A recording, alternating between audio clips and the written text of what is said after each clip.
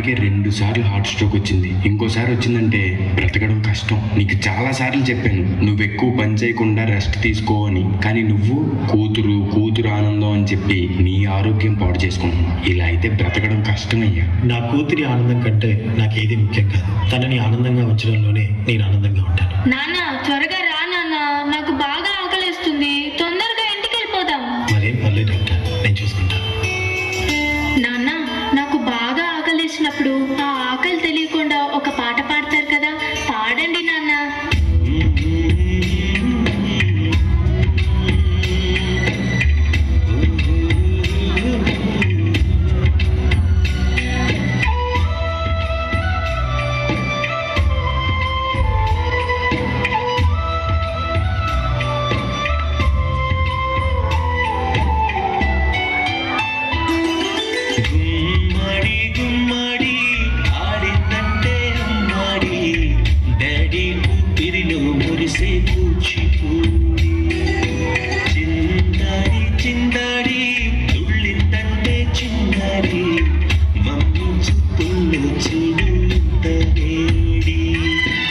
నాన్న కాళ్ళు నొప్పి వస్తున్నాయి నాన్న.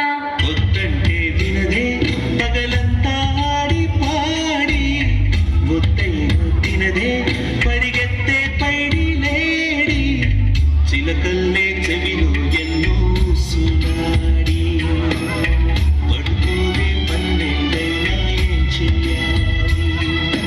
గుమ్మాడి గుమ్మాడి ఆడిందంటే అమ్మాడి, డాడీ కూపిరిలో మురిసే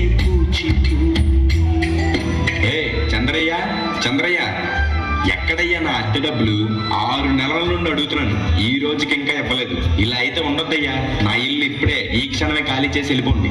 అయ్యా కొంచెం చిన్నగా మాట్లాడండి అయ్యా. లోపల నా కూతురు నిద్రపోతుంది, విన్నదంటే బాధపడుతుంది. ఎలాగైనా 2 రోజులు మీ డబ్బులు కట్టేస్తానయ్యా. ఏంటి చిన్నగా మాట్లాడాలా? అద్దె కట్టడం చేత కాదు కానీ కూతురు ముందు పరువు కావాల్సి వచ్చిందా?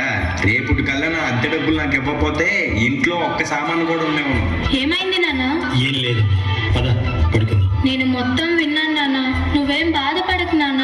నేను బాగా చదువుకొని ఒక మంచి ఉద్యోగం చేస్తాను. మనమే ఒక మంచి ఇల్లు కట్టుకొని ఆనందంగా ఉందాం. అప్పుడు ఎవరికి డబ్బులు ఇవ్వాల్సిన అవసరం లేదు కదా. నువ్వేం బాధపడకు నాన్న. ఎన్నెన్నో ఆశలతో పెంచానమ్మ గుండెల్లో,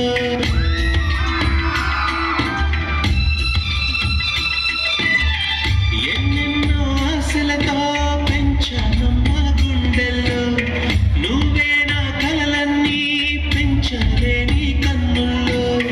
నా తల్లివి నువ్వు, నీ తండ్రివి నేను, ఎవరినెవరు లాలిస్తున్నారు? ఏమైంది నాన్న? డాన్స్ చెయ్యి నాన్న. చిత్రంగా చూస్తుంటే నీ కన్నట్టు పొంగిందే ఆ చూపుల్లో పాలవెల్లి. నాన్న రేపు నాకు ఢిల్లీలో ఇంటర్వ్యూ ఉంది.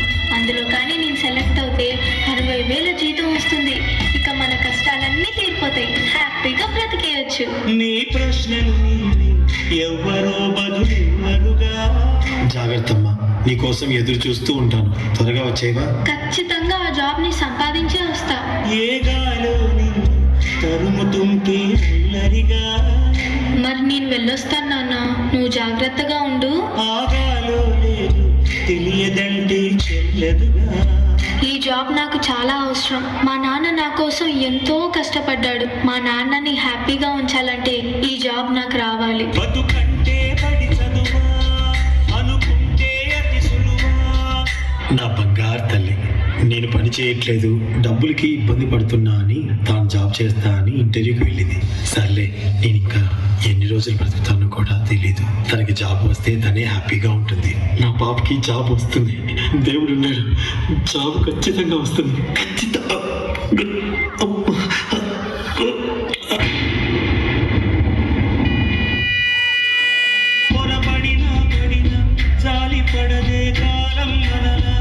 You are selected.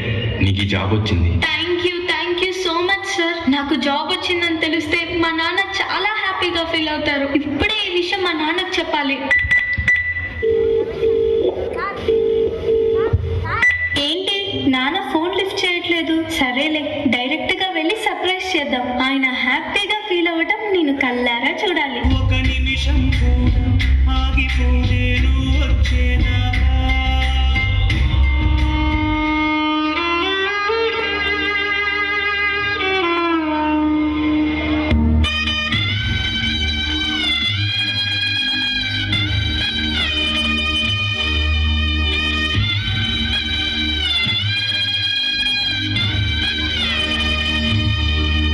నాన్న లెగు నాన్న, నాకు జాబ్ వచ్చింది నాన్న, మనం హ్యాపీగా బతికేయచ్చు నాన్న.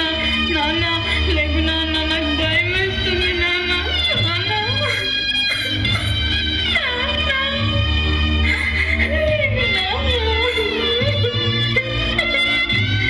నాన్న ప్లీజ్ నాన్న, లెగిసి చూడు నాన్న.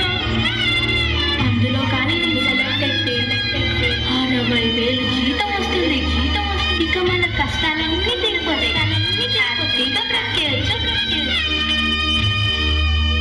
నాన్న లెగు నాన్న, నాతో డాన్స్ చేస్తావు కదా నాన్న, ఇప్పుడు కూడా చేద్దాం లే నాన్న.